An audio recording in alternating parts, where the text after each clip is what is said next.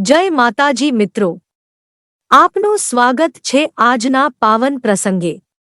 આજે આપણે સાંભળશું નવરાત્રી મહિમાની એક સુંદર વાર્તા, જે બતાવે છે કે શ્રદ્ધા અને ભક્તિથી કરેલી ઉપાસનાથી જીવનમાં કેવી રીતે ચમત્કાર થઈ શકે છે।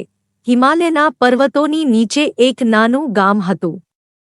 ત્યાં સૂરજ નામનો એક ગરીબ ખેડૂત રહેતો। તે સારા સ્વભાવનો અને માં દુર્ગાનો ભક્ત હતો, પણ જીવન મુશ્કેલીઓથી ભરેલું હતું। પાક બગડતો, ઘરના સભ્યો બીમાર પડતા અને ગરીબીનો ભાર હતો। એક દિવસ ગામમાં એક સાધુ આવ્યા। સૂરજે તેમને આદરપૂર્વક ભોજન કરાવ્યું। સાધુ પ્રસન્ન થયા અને આશીર્વાદ આપતા કહ્યું, બેટા, તું માં દુર્ગાની નવરાત્રિમાં 9 દિવસ ઉપવાસ અને આરાધના કરજે। તારી બધી મુશ્કેલીઓ દૂર થશે। નવરાત્રિ શરૂ થઈ। સૂરજે 9 દિવસ સુધી કડક નિષ્ઠાથી ઉપવાસ કર્યા। દરેક દિવસે માતાના એક રૂપની પૂજા કરી, શૈલપુત્રી, બ્રહ્મચારિણી, ચંદ્રઘંટા અને આમ 9મા દિવસે સિદ્ધિદાત્રીની આરાધના સુધી।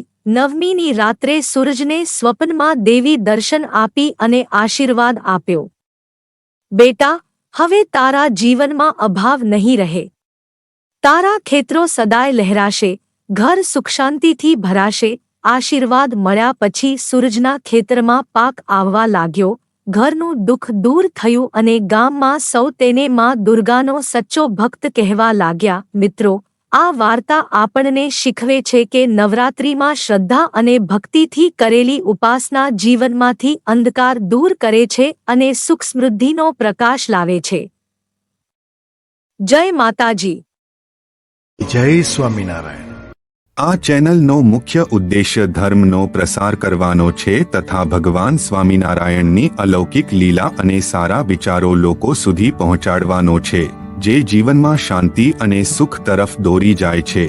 આ ચેનલ પરથી જે પણ ધનરાશિ પ્રાપ્ત થશે તેમનો ઉપયોગ સમાજ સેવા, ગૌસેવા તેમજ લોક ઉપયોગી કાર્યોમાં થશે। ચેનલ સહજાનંદ ગાથા સબસ્ક્રાઇબ કરો, વિડિયો લાઇક કરો અને હા, તમારા મિત્રો સાથે શેર કરો।